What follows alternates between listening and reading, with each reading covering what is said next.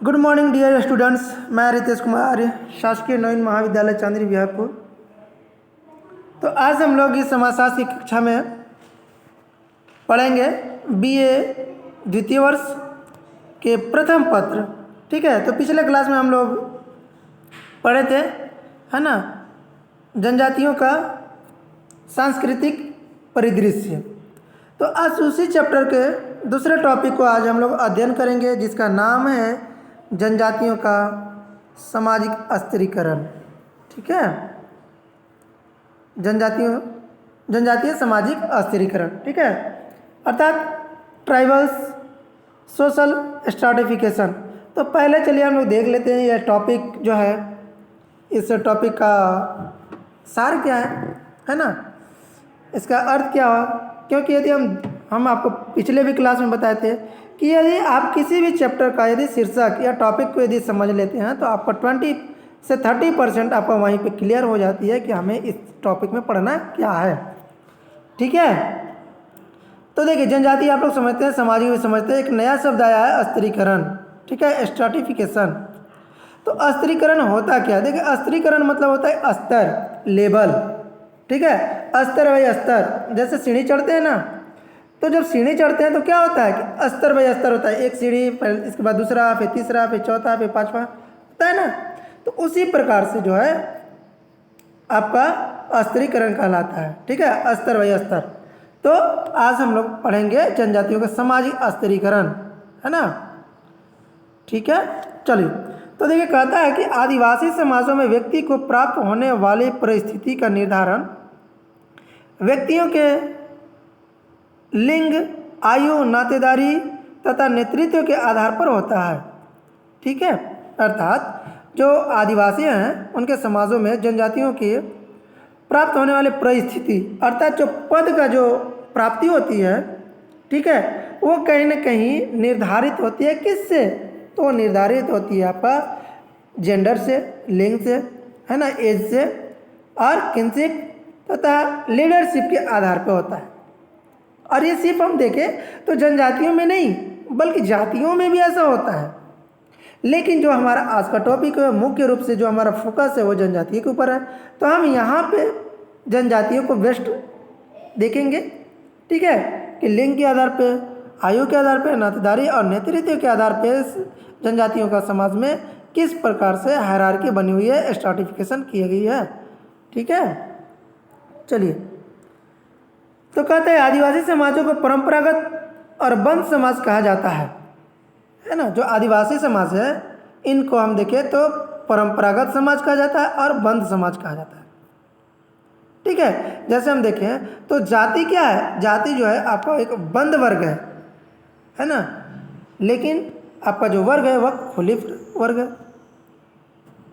उसी प्रकार से जो भी जिस जनजाति के होते हैं वे लोग उसी जनजाति में रहते हैं, वह कभी दूसरे जनजाति नहीं हो सकते हैं। इसीलिए इन्हें बंद समाज भी कहा जाता है जनजाति।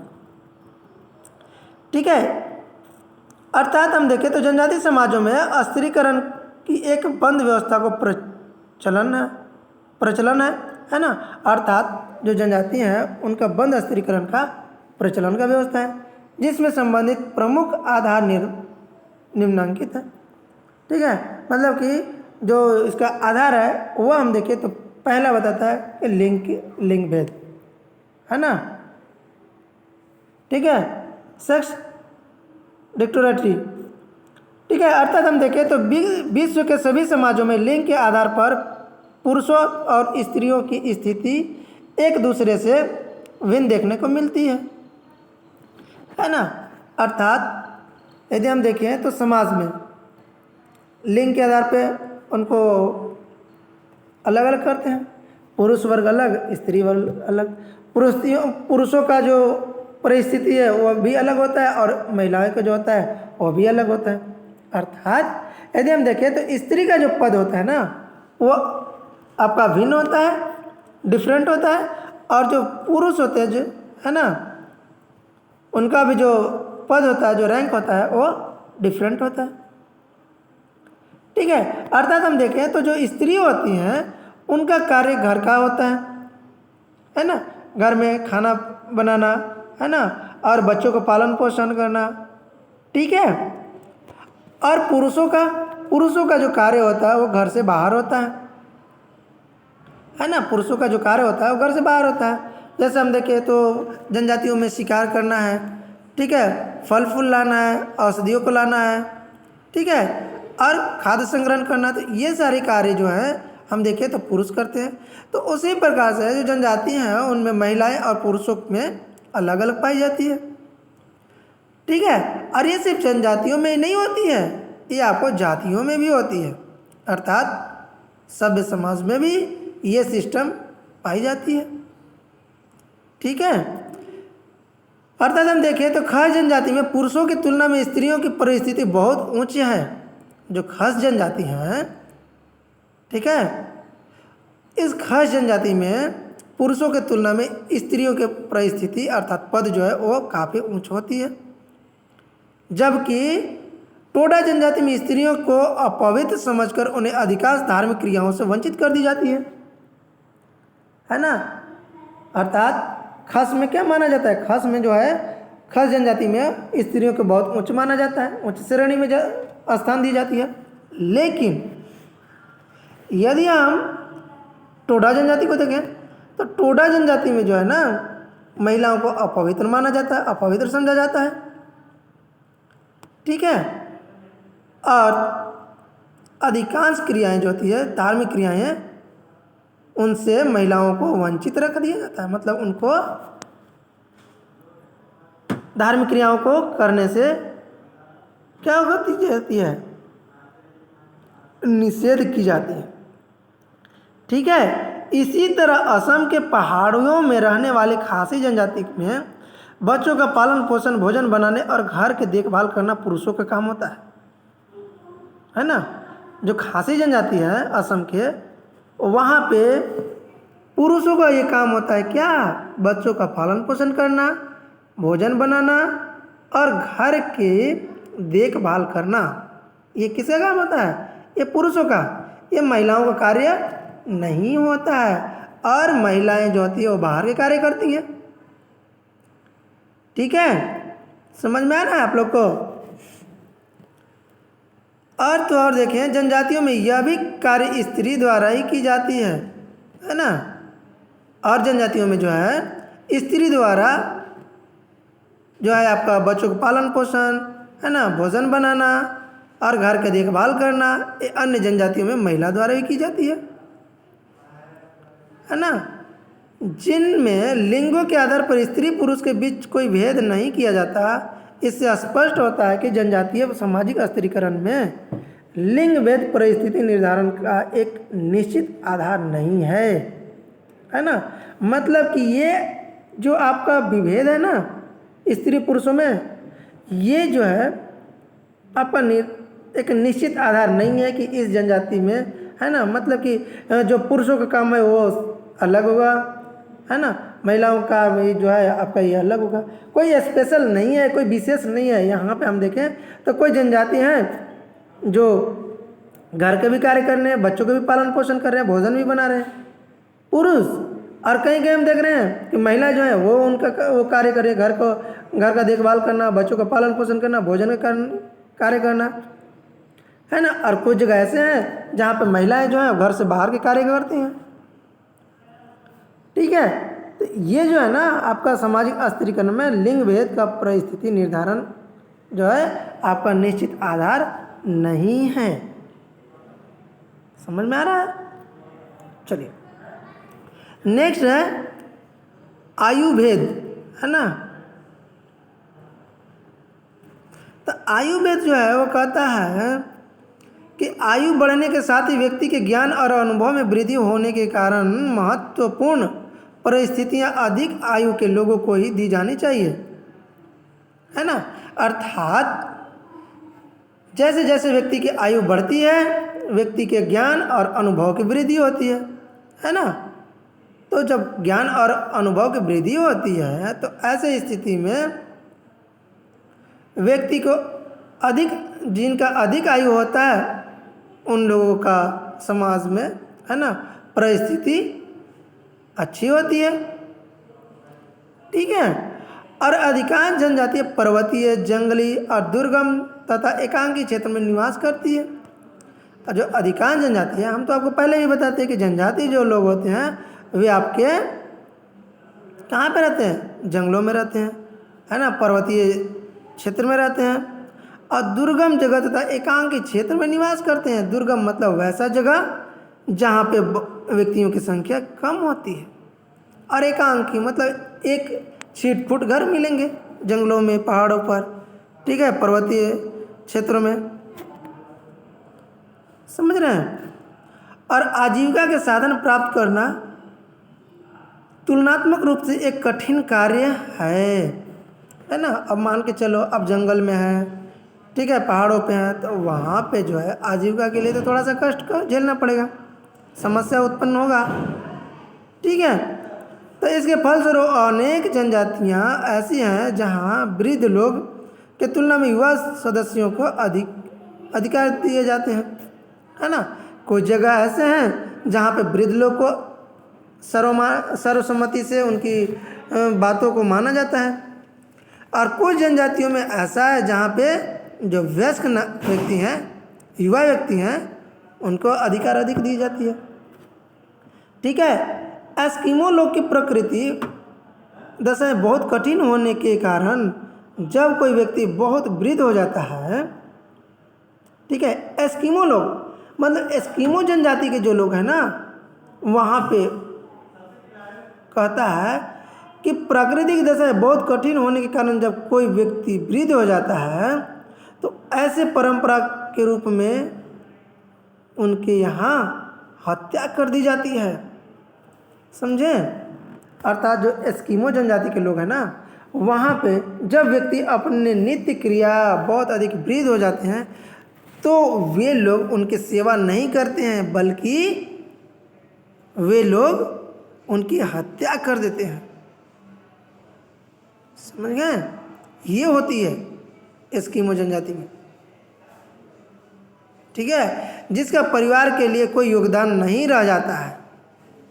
मतलब कि हम देखें तो हमारे यहाँ तो ऐसा नहीं है, हमारे यहाँ कोई भी जनजाति ऐसा नहीं करते हैं भारतीय जनजातियों में, है ना, कि यदि कोई व्यक्ति वृद्ध हो गया, यदि उसका उपयोगिता समाप्त हो गई तो उसको मार दें, हत्या कर दें, ऐसा होता है?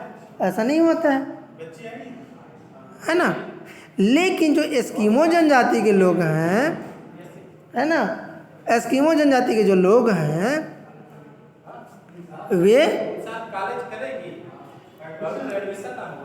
ठीक है, जो एस्किमो लोग हैं वे अपने घर के जो वृद्ध लोग होते हैं, जो कार्य करने में सक्षम नहीं होते हैं, ठीक है, वे उनकी हत्या कर देते हैं, ठीक है। तो अधिकांश जनजातियों में आयु सामाजिक अस्थिकरण का प्रमुख आधार भी है।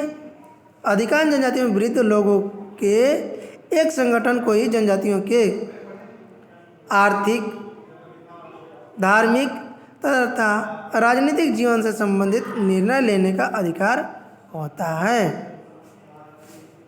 ठीक है। अर्थात हम देखें तो धार्मिक और राजनीतिक जीवन से संबंधित निर्णय लेने का अधिकार भी होता है। नेक्स्ट है आपका नेतृत्व, लीडरशिप, ठीक है। तो लीडरशिप में हम देखें तो प्रत्येक जनजातियों में सामाजिक अस्थिरीकरण के अंतर्गत उन लोगों की परिस्थिति काफ़ी उच्च होती है जिनमें अपने समुदाय का नेतृत्व करने का विशेष योगदान होती है, ठीक है। अर्थात हम देखें तो जनजातीय लोगों में भी कुछ ऐसे लोग होते हैं, ठीक है, जिनका परिस्थिति काफ़ी उच्च होती है, पद जो होता है काफ़ी उच्च होती है ना। तो अपने समुदाय का नेतृत्व करने का भी विशेष योग्यता होती है। नेतृत्व करने का मतलब लीडरशिप, ठीक है। अर्थात जैसे हम देखें तो क्लास मॉनिटर होते हैं, तो क्लास मॉनिटर जो होते हैं वे क्या करते हैं, उस क्लास का वो प्रतिनिधि होते हैं और उस अपने क्लास में क्या होना चाहिए, क्या नहीं होना चाहिए, कैसे क्लास चलना चाहिए, है ना, और क्या क्या कमियां हैं, इन सभी कमियों को देखकर पूरा करना और क्या जो बच रहा है उसको करवाना, इन सभी कार्यों को जो करवाने वाले होते हैं वे हमारे क्लास मॉनिटर होते हैं, CR होते हैं, क्लास रिप्रेजेंटेटिव। ठीक है, तो उसी प्रकार से हम देखें तो जनजातियों में भी एक नेता होते हैं जो अपने समुदाय के लिए, है ना, विशेष योग्यता वाले होते हैं और अपने समाज को आगे बढ़ाने का कार्य करते हैं। ठीक है, तो यह योग्यता हम देखें तो सामाजिक, धार्मिक और राजनीतिक आदि किसी भी क्षेत्र से संबंधित हो सकती है। अधिकांश आदिवासी समाजों में आर्थिक क्रियाएं उपभोग से ही संबंधित होती है ना। अधिकांश आदिवासी जो होते हैं, ठीक है, हम देखें तो समाज में आर्थिक क्रियाएं उपभोग से ही संबंधित होते हैं। अर्थात जो आदिवासी होते हैं उनके समाज जो होता है वो आर्थिक क्रिया को संपन्न करने से ही उनकी क्रियाएं होती है। ठीक है, जनजातियों का कोई सदस्य चाहे प्रौढ़ हो अथवा युवा, है ना, जिसमें अपनी जनजाति का नेतृत्व करने की विशेष क्षमता होती है, उनके परिस्थिति समाज में लोगों से भिन्न होती है। ठीक है, अर्थात आप देखे होंगे कि जो लोग समाज में या फिर कोई पार्टी में, कोई क्लास में या कॉलेज में जो लोग पूरे क्लास के प्रतिनिधित्व करते हैं, उनकी थोड़ा सा स्टेटस क्या होती है, थोड़ा अच्छी होती है, हाई होती है। ठीक है, अर्थात हम देखें तो जनजातीय क्षेत्रों में भी लोकतांत्रिक मूल्यों का प्रभाव बढ़ जाने से जनजातियों में उन लोगों के विशेष प्रतिष्ठा प्राप्त होने लगी, जिससे किसी विशेष राजनीतिक दल के पक्ष में जन समर्थन जुटाने की विशेष क्षमता होती है ना। अर्थात जब वे लोगों के लीडरशिप करते हैं, है ना, तो विशेष राजनीतिक दल के पक्ष में जन समर्थन जुटाने की क्षमता रखते हैं, अर्थात अपनी बातों को फॉलो करवाते हैं। ठीक है, कहता है कि परंपरागत होने के कारण यहाँ अर्जित परिस्थिति का अधिक महत्व नहीं होता। ठीक है, और व्यक्ति को प्राप्त होने वाले परिस्थिति साधारणतः जनजातियों की कुछ विशेष प्रथाओं तथा परंपराओं के द्वारा ही निर्धारित होती है ना। अर्थात हम देखें तो जनजाति में कुछ विशेष प्रथाओं तथा परंपराओं द्वारा निर्धारित होती है। ठीक है, और परंपरा एक दूसरे से बहुत भिन्न होने के कारण अलग अलग जनजातियों में सामाजिक अस्थिरीकरण की प्रकृति एक दूसरे से भिन्न देखने को मिलती है। ठीक है, नेक्स्ट है आपका स्त्रियों की परिस्थिति, स्टेटस ऑफ ह्यूमन, है ना। तो देखिए, कहता है कुछ विद्वान का मानना है कि सभ्य समाजों की तुलना में जनजातीय समाजों के अंतर्गत स्त्रियों की परिस्थिति को कहीं अधिक उच्च मानते हैं। ठीक है, अर्थात जो सभ्य समाज है वहाँ के रिस्पेक्ट में, वहाँ की अपेक्षा जनजातियों में स्त्री का जो परिस्थिति है, जो पद है, वो उच्च मानते हैं, जबकि अनेक लेखों ने आदिवासी समाजों में ऐसी परंपरा का उल्लेख किया है। ठीक है, उसमें हम देखें तो लेवी स्ट्रास महोदय है ना। लेवी स्ट्रास महोदय जो है उन्होंने स्त्रियों की परिस्थिति का मूल्यांकन मुख्य रूप से 4 आधारों पर किए। तो उसमें पहला बताया उन्होंने स्त्री के प्रति पुरुषों का वास्तविक व्यवहार। ठीक है, और दूसरा हम देखें तो आर्थिक जीवन में स्त्री का सहभाग। तीसरा जो है आपका स्त्रियों के वैवाहिक अधिकार। चौथा सामाजिक एवं धार्मिक सहभाग की प्रकृति, है ना। तो ये जो 4 आधार है ना, वो महिलाओं का मूल्यांकन का आधार बताया जाता है। तो पहले चलिए देखते हैं हम लोग जनजातीय समाजों में स्त्रियों के प्रति पुरुषों के वास्तविक व्यवहार को समझने का सबसे सरल आधार क्या है। ठीक है, तो हम यहाँ पे देखें तो जनजातियों में नातेदारी से संबंधित रीतियाँ और वैवाहिक प्रणालियों पर ध्यान देना है ना। और ऐसे जनजातियों की संख्या सबसे अधिक है जिनमें आज भी स्त्रियों को सामाजिक जीवन में वे सभी अधिकार मिले हुए हैं जो पुरुषों को प्राप्त हैं, है ना। अर्थात हम देखें तो जनजातीय समाज में जितना अधिकार पुरुषों का है, ठीक है, जितना अधिकार जो है पुरुषों को है उतना ही अधिकार महिलाओं को भी है, ठीक है। अर्थात जो कार्य पुरुष कर सकते हैं वही कार्य महिला भी करती है ना। अनेक जनजातियों में कुछ विशेष अवसर पर पुरुषों को स्त्रियों का समान ही व्यवहार करना आवश्यक होता है ना। लेवी स्ट्रास महोदय ने ऐसे जनजातियों का उल्लेख किया है जिसमें सहकष्टी प्रथा है ना, सहकष्टी प्रथा का प्रचलन है। यह वह प्रथा है जिसमें प्रसव के समय पति द्वारा भी उन सभी कष्टों को प्रदर्शित करना पड़ता है जैसे कष्ट उसकी पत्नी महसूस करती है। नातेदारी व्यवस्था के अनुसार आज भी भारत में ऐसे जनजातियों की संख्या बहुत अधिक है जो मातृसत्तात्मक तथा पितृसत्तात्मक है। ऐसे जनजातियों में हम देखें तो स्त्री प्रधान होती है तथा उनमें संपत्ति का आधार माता से उसके पुत्रियों अथवा भाई से पुत्रों को प्राप्त होता है। मातृ स्थानीय जनजातियों में विवाह के बाद पुरुषों को अपनी पत्नी के घर आकर रहना होता है। दो जनजातियां पुरुष प्रधान अथवा पितृसत्तात्मक है, ठीक है। सभ्य समाजों में सभ्य समाज को जीवन का सामान्य हिस्सा है। परिवार में धार्मिक क्रियाओं को के संपादन और सामान्य निर्णय में स्त्रियों का पुरुषों का कम महत्वपूर्ण नहीं है ना। पुरुषों का जो महत्व है ना वो भी कम नहीं है। आर्थिक जीवन में जनजातीय स्त्रियों का सहभाग, ठीक है। तो देखिए कहता है कि जनजातियों की संख्या काफ़ी अधिक है जो परंपरा ढंग से भूमि के छोटे से हिस्से में कृषि कार्य करते हैं, है ना। मतलब कि जो कृषि के कार्य होते हैं ना वो छोटे, मतलब भूमि अधिक इनके पास नहीं होता लेकिन छोटे स्थान पर भी कृषि के कार्य करते हैं, ठीक है। और जनजातियों में कृषि की भूमि पर श्रमिकों के और में काम करने आजीविका उपार्जित करती है। यह दोनों कार्य ऐसे हैं जिसमें पुरुषों के साथ स्त्रियों का सहभाग बराबर है।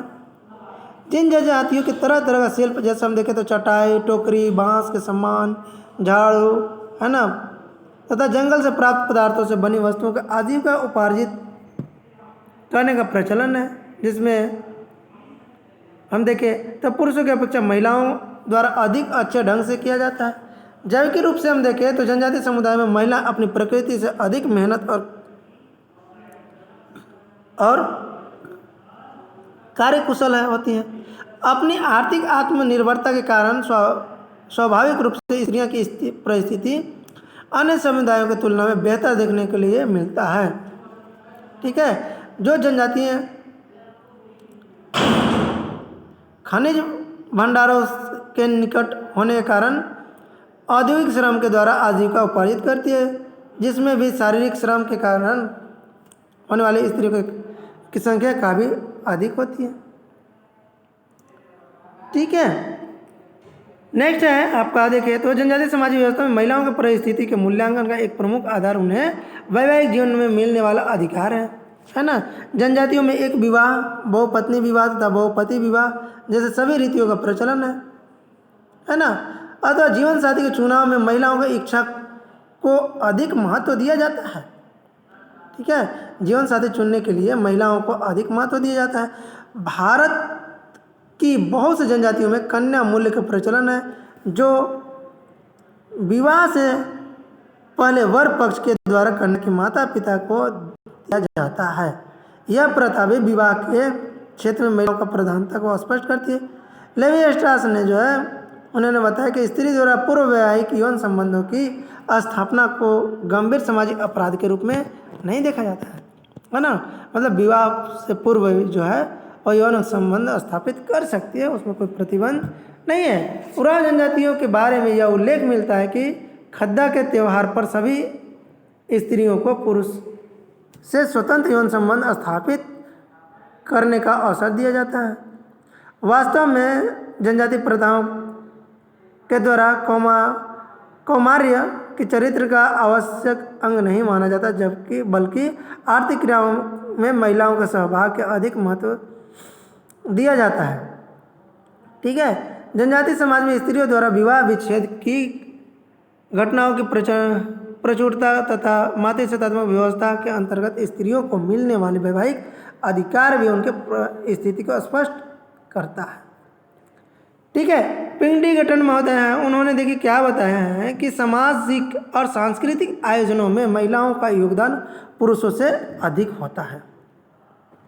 ठीक है। जो सामाजिक और सांस्कृतिक आयोजन में हम देखें तो महिलाओं का योगदान पुरुषों से अधिक होता है। मतलब घर में हम देखें तो जो भी फंक्शन होता है ना, तीज त्यौहार होते हैं, पर्व होते हैं, वहाँ पे पुरुषों की अपेक्षा महिलाओं का जो योगदान होता है ना वो अधिक होता है।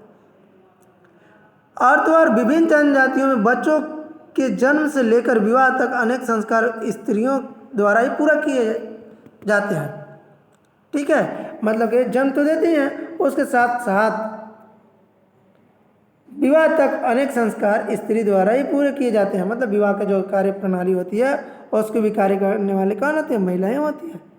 तथा समुदाय की धार्मिक रीतियों की जानकारी पुरुषों की तुलना में महिलाओं को कहीं अधिक होती है। छत्तीसगढ़ के गोंड जनजातियों में खैर माता की पूजा एक विशेष महत्व है ना। जो गोंड जनजाति हैं उनमें खैर माता की पूजा का विशेष महत्व होती है तथा गांव में खैर माता के स्थापना का कार्य किसी वयोवृद्ध महिला द्वारा किया जाता है ना। जिन जनजातियों में युवा गृहों का प्रचलन है वहाँ इसका महत्व साधारणतः गांव के किसी अनुभव महिलाएं द्वारा ही होता है ना। जैसे हम लोग पिछले क्लास में आपको बताए थे कि जनजातियों में युवा गृह होता है ना। युवा गृह में क्या होता है? युवा गृह भी जो है एक आपका शिक्षण संस्थान होती है ना, जहाँ वे ज्ञान प्राप्त करते हैं। ठीक है। और तो और हम देखें तो जो जनजातियों लोग का जो युवा गृह है उसको संचालन करने वाले भी एक अनुभवी महिला होती है जिसके द्वारा यह युवा गृह चलता है। ठीक है। तो आज की क्लास हम लोग यहीं पे स्थगित करते हैं। अब नेक्स्ट क्लास में हम लोग पढ़ेंगे इसी चैप्टर के अगला टॉपिक को, जिसका नाम होगा जनजातियों के सांस्कृतिक परिदृश्य। ठीक है। तब तक आप लोग अच्छे से पढ़िए और जो समझ में आपको नहीं आता है ना वो आप लोग हमें कमेंट सेक्शन में आप बता सकते हैं, हम उसका सॉल्यूशन आपको करेंगे। ठीक है। चलिए, thank you all of you.